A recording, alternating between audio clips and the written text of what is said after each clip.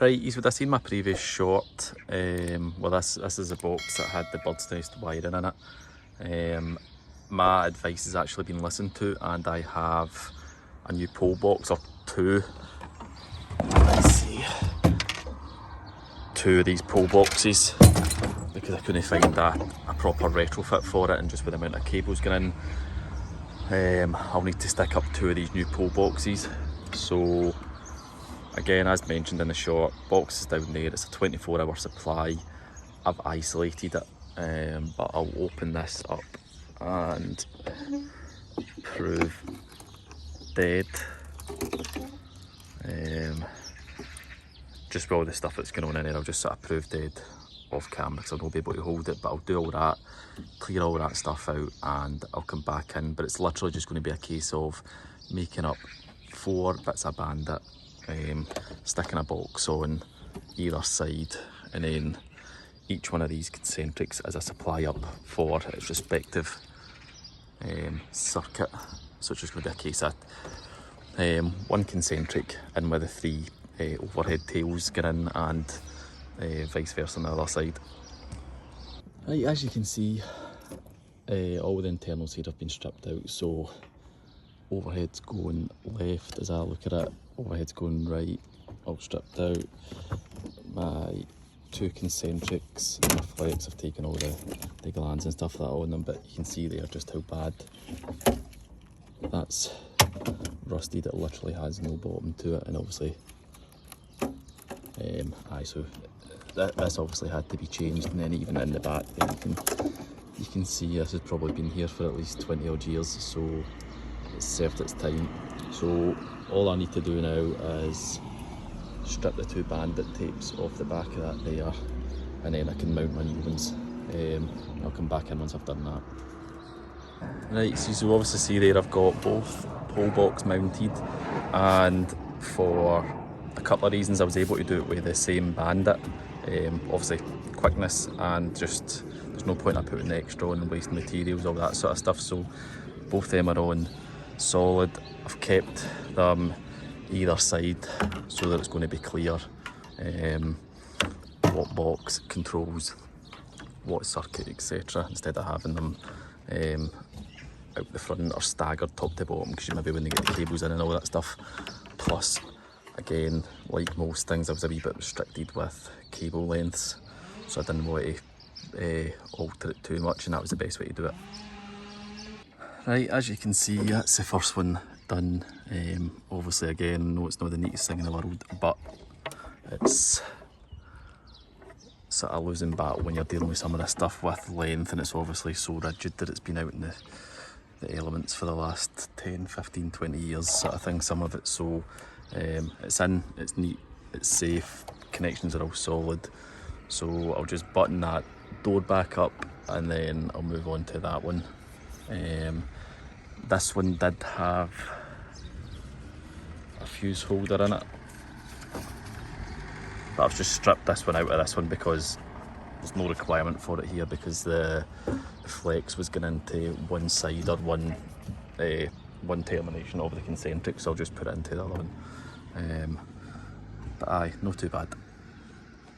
So I've got my concentric in this second pole box here, and I'm going to need to do it slightly differently from the one that I've done there, where I think on the other one I took the concentric stuff into the top, but on this one I'm just going to take it into the bottom side, because again, there's actually 2 terminations there. So I'm going to put my concentric to the back, and then my tails off my overheads in this side, and then my flex from my flex going to the fitting will just be on the top side of it. It's just going to be, it's going to look a wee bit backwards because I'm going to need to take my live into this side here, but just with length and this and that, it's going to be the easiest way I can do it here. But it's just for any use sort of noticing or asking why I've done it one way in one box and one way in another. I meant to say as well, before I forget, I did obviously terminate this one here, which is basically just a CPC for the column. Obviously that would act as a CPC anyway, being just a big earth spike, but that's obviously been joined in there as well. So that's that one there, I'll go back in there and I'll show you that. Right, that's the second one installed. Again, not the neatest thing in the world, but there's only so much you can do with this. So supply in through that, or I supply in through my concentric.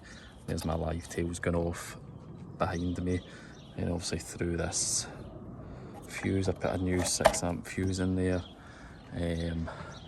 Just need to close that over and do the switch on. The only other thing is this, but there's not much I can do about this again because this is the wrong type of column that's installed. There's usually one that's got like a wee letterbox thing on it for these cables to come and pass through. So I'll just find something to secure this door a little bit, but I don't want it too tight, otherwise it will start digging into the cables.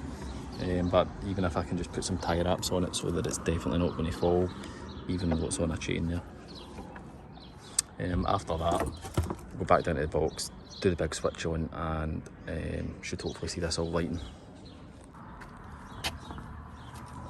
Back into the panel here. So like I've said, it's a 24-hour supply, so lack of contactor usually gives that away for you, but 3 circuits in here. So obviously the 2 that go up there, like one down that way, one down that way, and I think one then does that straight there. I think it might just be behind me, I'm not 100% sure, but I'll switch this on.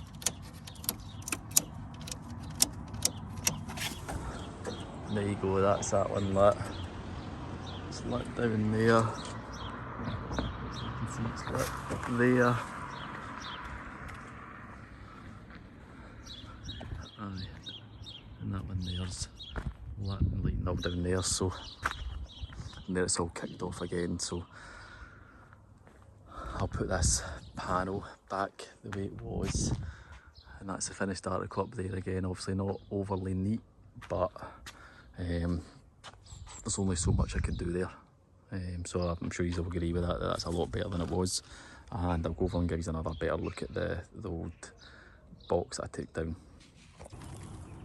So just in case there was any doubts as to why this one was taken down, here's a better look of it. So it's literally got no bottom, it's all rusted away. And then obviously you can see in the back, so it was a matter of time before that completely gave way and possibly even fell down and hit somebody. So good to get rid of that, and that's a section sorted now, and it shouldn't be coming in for a long time. So as I mentioned at the start of the video, that was only going to be a wee short run for you. Hopefully you've found that quite interesting. And again, like I said, it's not something you see every day. I just thought I'd bring that onto the channel and give you a wee look at that. So thanks very much for watching. I'll catch you on the next one.